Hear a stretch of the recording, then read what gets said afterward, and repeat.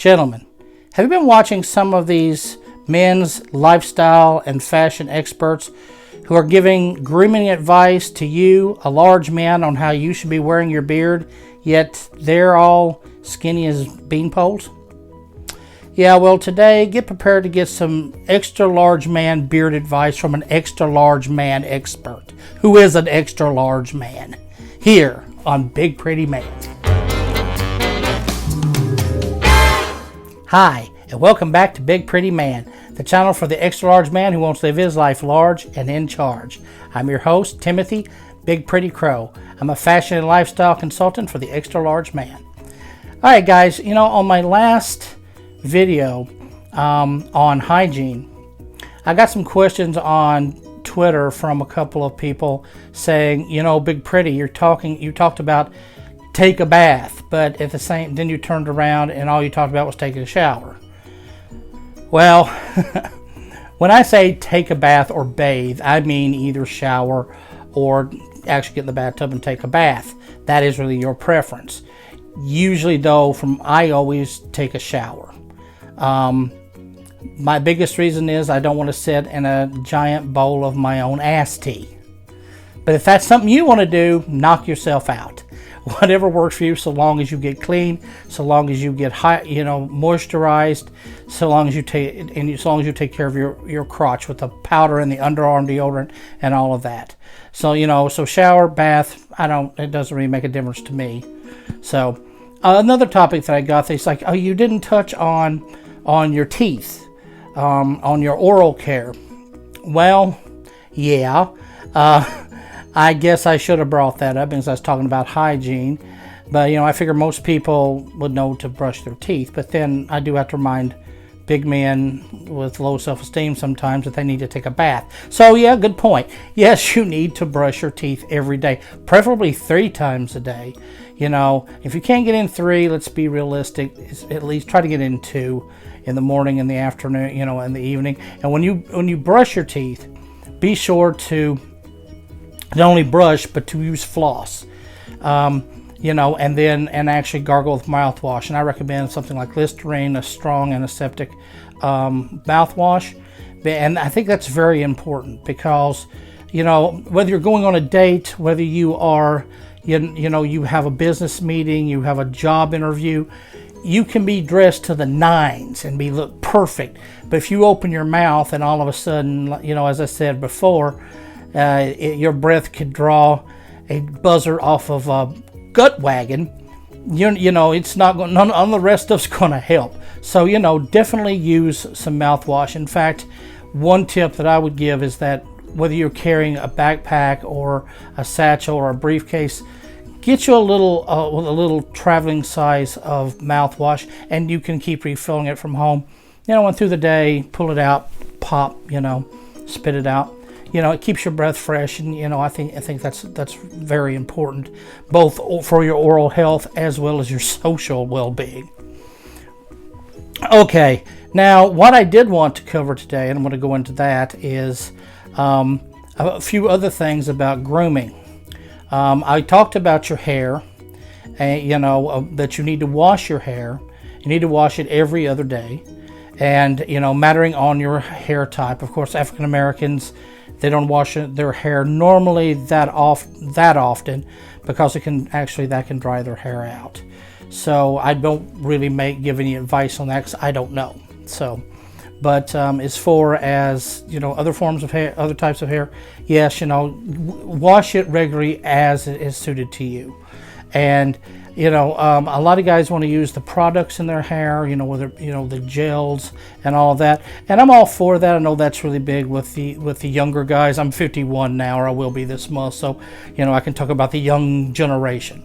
I know you young guys really like to gel up the hair, and I understand that that's kind of the cultural thing right now, and that's the style right now. But just be careful with it because that's a lot of stuff gunking up your hair. That's a lot of stuff on your scalp, and it does flake. And a lot of times, the flakes you may be seeing in your clothing isn't really dandruff. It's dry gel and dry product. So give your hair a rest sometimes. But other than that, I want to go into beards. I don't know as much about hair anymore other than as I do about shaving and beards. So that's going to be my big topic for today. Now, and I'm going to step on some toes here. Yeah, I respect a lot of the, as I've said in my other videos, there are a lot of the other fashion and lifestyle gurus out there, consultants out there that have their sites way more successful than mine. That and I respect their opinion. However, on some things with bigger men, I have to disagree. And one of the biggest ones that I am disagreeing with is concerning the beard. I just recently, I've actually heard this twice. Heard them say, and I'm not naming names, I'm not going to be like that. Everybody's welcome to their opinion. But recommending that big men, when they not trim their beards high, to the chin, that they should, if they're going to have a beard, let it grow all the way to the bottom. Because they're saying that just highlights your double chin. Okay, I want you to look at me. Look at me right now. When you look at my face, I have a double chin. Do you look at my double chin when you look at my face? Do you even really notice my double chin? Where does your eye go on my face? Especially when you're looking towards my mouth. And it goes to the edge of the beard. You're not even really paying attention. And I do have one. It's not very standing out, but I do have a bit of a double chin. But the reason you don't pay as much attention to it is because I have put this line here. I have given myself a false jawline. And as I talked about before, people like certain shapes. Our minds are made to follow certain shapes. And just like in art with the horizon and the points, our eye follows certain lines. And if you create a line on your face, just like people do with their eyeliners or women do with their lipsticks, if you create certain lines, your eye will follow that line, whether it's real to your body or not. So actually, I disagree completely. I think that if you, unless you have just a real Gorder-like pelican double chin hanging down here, I mean just real bad.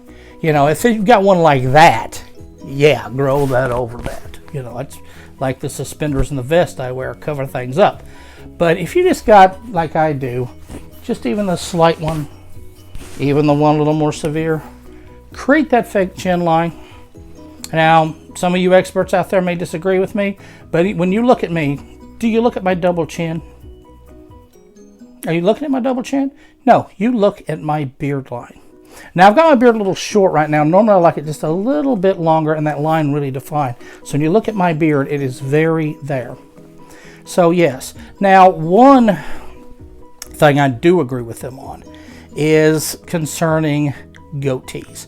I actually love goatees. I think they're very cool. They're very Mestocephalin. I just blew that all to pieces. Yeah, they're very kind of. They give you that kind of sinister look. It's a good look. However, if you have a big round face, it really goes by your face shape. If you have a round face or it's been rounded out from weight gain, a goatee is not that flattering because it'll be showing this part of your face, and they're going to draw to that circle. Well, that's going to look like a small circle in a bigger circle. It's just going to make your face look that much bigger. So, unfortunately, and it also is really going to make that, it's because now the line is going to be here, and then one here. You don't want that. You don't want to be. You don't want that impression. So, unfortunately, unless you can find ways to lose the double chin, or unless you have a weight problem, but it's not really in your face, you have a long face, I would avoid the goatee. I would say now long beards right now, because of the hipster movements and all that, are really in. How long this fad's going to last, I don't know. But I do recommend. If you want a full beard, still keep it trimmed. Don't get all frazzled and out there. You know, you don't need to look like Grizzly Adams or like you've been a hermit for 20 years and you just come out of a cave. You know, you still want, a long beard's okay, but you still want to have it trimmed. You still want to have it uniform, nice and square. You want to have the chin, you know, I would recommend shaving the chin down to the edge of your mouth. You know, if you want to go to get your beard cut professionally, I'd always recommend that. Or if you just want to do it yourself, as I said, just down to your cheeks to the corners of your mouth, straight down across from your ears, you know, with your sideburns. Also get behind here and get, you know, make a gap between the ear and your sideburn on both sides, and then cut from the bottom of the neck up to your chin line, and then let the rest hang, you know, and square that off. Also keep the stray hairs out of the way.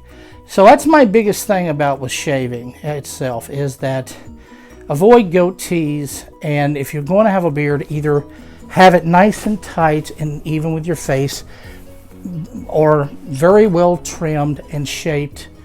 But either way, defining lines on your beard that will actually frame your face.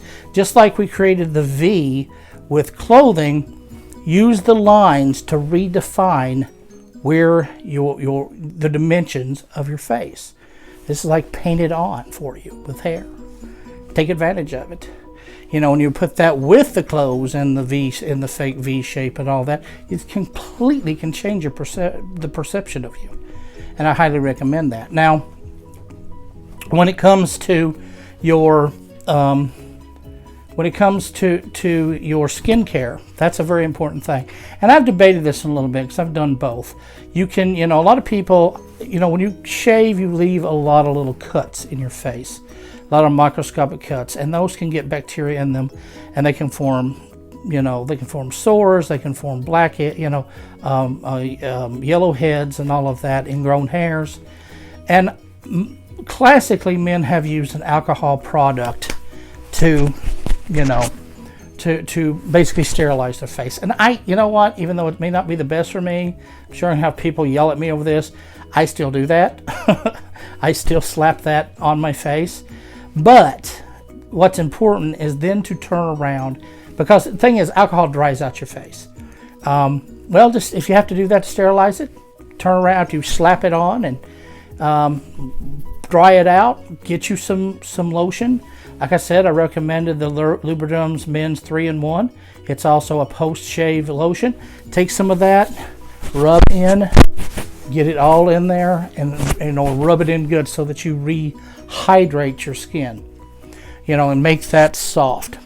So, you know, even if you do use the alcohol product, that, you know, to sterilize the face, then turn around and definitely use immediately use the lotion to rehydrate your face, because you don't want your face looking dry, but also you don't want a bunch of bumps and blisters from infected little cuts. So yeah. Now I also shave my head. Now last thing I want to talk about here is this, and that is razors versus electric razors.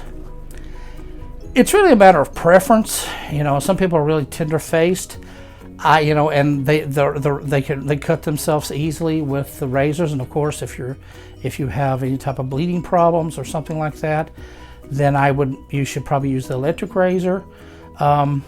However, I've been shaving since I was about 12, so I've got a pretty tough face, and you know, I just really believe in the razor shave. I do.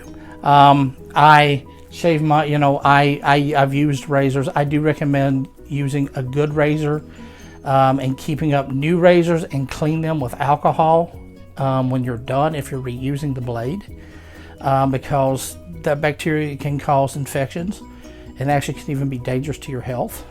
With the you know, because you basically got something covered in bacteria that's a blade that you're slicing your face with. Not smart. So when you get done using them, definitely clean them in alcohol. Clean them again before you use them. But I do favor the actual razor. Why?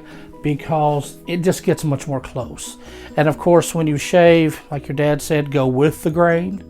I actually do both. I go with the grain, turn around, and go back up against the grain. That catches it down, and then anything that's laid down, it catches it back up. So down, up, down, up. That's the way I taught my sons how to do it, and it's worked for them. And you know, I get baby smooth. You know, so, and same thing with your head. Generally, with your head, your hair grows in different ways. So what usually you have to shave back this way. But then from the back of your head, the hair goes a different direction. It goes more up. So you have to kind of shave straight back and then all the way across and then go back over it from the back up all the way around. And that'll get your head pretty smooth. And then of course there, once again, I would sterilize it, especially with your head. Because you're probably your head's pretty sensitive. You're probably gonna get little cuts. You want to sterilize that really good, you know, clean that really good quick with alcohol, you know, or an alcohol cologne, and then take that 2-in-1 or take the creme de corps. Really recommend that, and really rub that into your scalp. Make your head so soft. It will look and feel like a baby's butt. So, and people want to touch a bald head, especially the women. Women love to touch a bald head. Ask Patrick Stewart, you know, he gets it all the time. So, you know, and if they want to touch that bald head, you've got to make sure it is smooth and soft. Just run shivers up their spine. Just make their skin stand up because of your soft skin. So, that's my advice on shaving. So, if you have any questions, please feel free to contact me. Feel free to either you can contact me now through Twitter or through Facebook. Also, you can just throw me a line in the comments. I do check them and I will answer them. Also, be sure to give me a like, you know, and be sure to smash that little icon down there and subscribe to this page. I'd love to hear from you. Love to have you. And until the next time, stay pretty.